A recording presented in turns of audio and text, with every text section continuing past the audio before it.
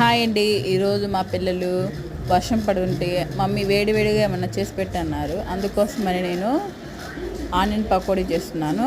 ముందుగా ఆనియన్స్, పచ్చిమిర్చి కట్ చేసి ఒక బౌల్లో వేసేసుకున్నాను. తర్వాత కరివేపాకు కూడా కొంచెం చిన్న చిన్న పీసెస్గా కట్ చేసుకొని వేసేసుకుంటే చాలా బాగుంటుందండి. ఎక్కువ కరివేపాకు, కొత్తిమీర కూడా వేసుకోవచ్చు. నా దగ్గర కొత్తిమీర అయిపోయిందండి, అందుకని వేసుకోలేదు.